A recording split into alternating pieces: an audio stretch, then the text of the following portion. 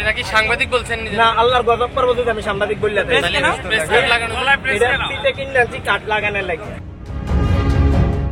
দালালের অভিযোগে ধরা পড়ার পর সাংবাদিকের প্রশ্নের জবাবে তিনি বললেন এই কথা, অথচ তার গলায় ঝোলানো প্রেসের ফিতা।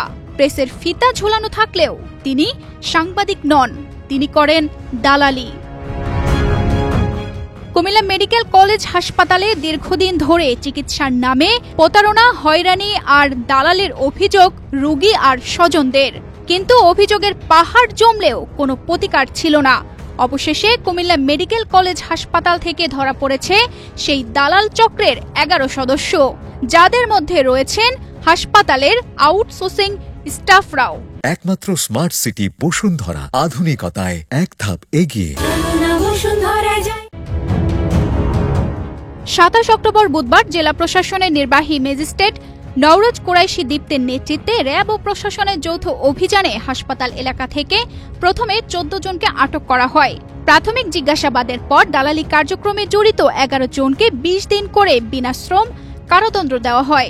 অভিযানে আমরা র্যাবের সহায়তায় মোটামুটি 11 জনকে আটক করেছি, টোটাল 11 জন, এবং 11 জনকে 10 থেকে 20 দিন বিভিন্ন মেয়াদে আমরা তাদেরকে আইন অনুসারে আইন মতে আমরা তাদেরকে সাজা প্রদান করেছি, বিনাশ্রম কারাদণ্ড প্রদান করেছি।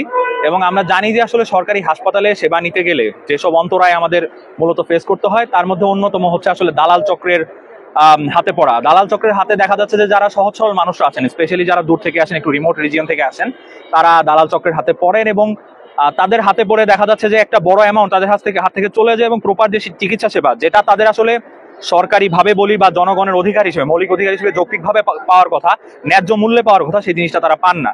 তো সেই জিনিসটা তারা যাতে পান এবং দালাল চক্রের হাত থেকে যাতে রক্ষা পান এবং হাসপাতালের কার্যক্রম প্রপারলি চলে, মানুষ যাতে তাদের যে অধিকারলব্ধ স্বাস্থ্য সেবা সেটা নিশ্চিতভাবে পায়, তো সেই জিনিসটা নিশ্চিতকল্পে আমরা এই অভিযানটা পরিচালনা করেছি এবং ভবিষ্যতে আমাদের এই ধরনের অভিযান অব্যাহত থাকবে। র্যাব জানায় এই হাসপাতালে দালালি এমন পর্যায়ে পৌঁছেছে যে ওয়ার্ড বয় থেকে শুরু করে অ্যাম্বুলেন্স চালক সবাই কোনো না কোনোভাবে যুক্ত দালালি কার্যক্রমে।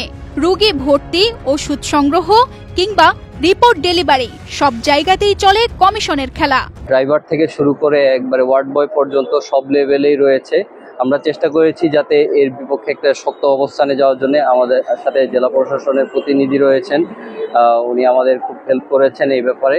এখানে সবাইকে ইনস্ট্যান্ট মোবাইল কোর্টের মাধ্যমে জরিমানা এবং কারাদণ্ড দেওয়া হয়েছে।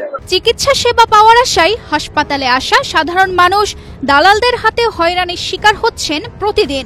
প্রশাসনের অভিযানে সাধারণ রোগী ও স্বজনদের মধ্যে স্বস্তি ফিরেছে কিছুটা হলেও।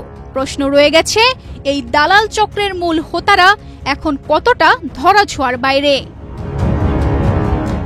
তানজিদা রহমান, ইনায়া, বাংলাদেশ প্রতিদিন।